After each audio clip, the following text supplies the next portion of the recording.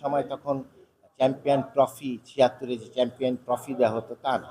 আমাদের সময় এই ট্রফিটা শুরু করেছে 78 থেকে ৭৮ থেকে।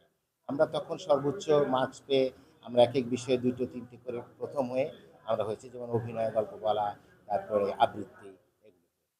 খুব মজার বিষয় হচ্ছে যে তখনের অনুভূতি, মানে আমার এখন মনে হচ্ছে যে আমি বিচারকের আসনে বসে এই অনুভূতি একটা অন্যরকম অনুভূতি। আমি এখন বলছি, তুমি ভয় পাচ্ছ কেন ছোট্ট বন্ধু, তুমি এত ভালো করছো, কিন্তু আড়ষ্ট হয়ে আছে। হয়তো তখন আমিও তাই করেছি, তখন আমিও হয়তো এরকম হয়েছে। কিন্তু আমি ছোট্ট বন্ধুদের বলছি, তোমরা মনে রেখো, যে কোনো ব্যাপারে, সেটা অভিনয় হোক, আবৃত্তিতে হোক, তার মধ্যে মনে করতে হবে সামনে যারা আছে তারা তোমার চেয়ে অনেক কম বোঝে, তুমিই সবচেয়ে বেশি ভালো বুঝো এবং সবচেয়ে ভালো করো। এটা যখন কনফিডেন্সটা আসবে তখন ভালো। আর আমার তো একটু ভালো লাগবে, এই এই ময়মনসিংহের প্রতি আমার একটা আলাদা দরদ আছে। এ কারণেই আমি ময়মনসিংহের, মানে আমার দাদার ফ্যামিলি ছিল এখানে অনেক আগের থেকেই, সেই নাগলা সাকুয়াই বাজার, হ্যাঁ, সেই মানে হালুয়াঘাট থানা পড়ে যেটা। আমি মনে করি বাংলাদেশের প্রেক্ষাপটে এই নতুন কুড়ির যদি কেউ একটা মাইলস্টোন মনে করে, তাহলে সে অনেক দূরে এগিয়ে যেতে পারবে। আমি নতুন কুড়িকে মাইলস্টোন ভেবেই আমি এই পর্যন্ত সকলের মানে দোয়ায় আমি প্রায় ৫৬টি দেশে গিয়েছি এবং ম্যাজিক দেখিয়েছি, অভিনয় করেছি, এবং সবচেয়ে বড় কথা হচ্ছে মাননীয় রাষ্ট্রপতি জিয়াউর রহমানের হাত থেকে আমি পুরস্কার নিয়েছি। এবং এটাও মজার কথা, যেদিন আমি পুরস্কার নিয়েছি ওনার সাথে হ্যান্ডশেক করেছি, তারপরের দিন আমি হাত ধুতে চাইনি।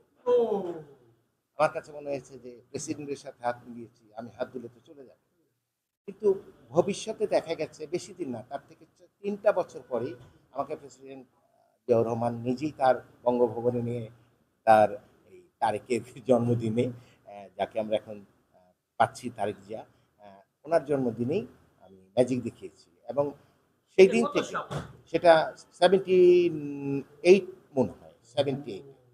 তারপর আমি এই 79 থেকে আমাকে বলেই দেওয়া হয়েছিল যে টেলিভিশন, মানে শিশু একাডেমি থেকে যত টিম যাবে বিদেশে তাতে ইনক্লুড থাকবে জিশান আহসান। আমি সে থেকে ছিলাম এবং এরপর থেকে আমার আর পেছনে তাকাতে হয়নি আজ অব্দি। আমার এখন বয়স 62, বাট আমি স্টিল মনে করি যে আমি নতুন করি। আপনার এই প্রশ্নটায় আমি এটাই উত্তর দেব যে ময়মনসিংহের বাচ্চা যে শিশুরা আছে তারা অত্যন্ত মেধাবী, কিন্তু তাদের গাইডের প্রবলেম আছে। তাদের অভিভাবকরা তাদের অত্যন্ত বেশি কনফিডেন্স বাড়িয়ে দিতে চায়, মনে করে যে সেই সবচেয়ে ভালো করে, এটা মারা মনে করে, বাবারা মনে করে, এবং তাদের শিক্ষকরা তাদের, আমি আবৃত্তিতে থেকেছি, একটি উচ্চারণকে নিয়ে শিক্ষক মা এসে কমপ্লেন করতে চেয়েছে, আমি বুঝিয়ে দিয়েছি আমরা যেটা করেছি সেটাই রাইট, এবং আমি সেই শিক্ষককেও বলেছি আপনি আবৃত্তি করেন, আমি আপনার অডিশন নেব। সে চলে গেছে।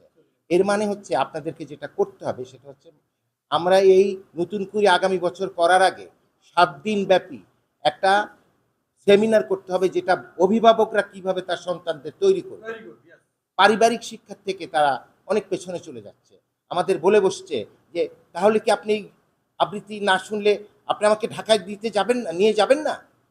এর মানে পারিবারিক শিক্ষাটা ইম্পর্টেন্ট।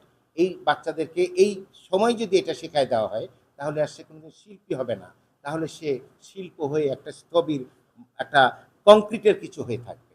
এটুকু আমি বলবো। আপনাকেও ধন্যবাদ এবং আমার দেশের মানুষেরকেও ধন্যবাদ। ময়মনসিংহের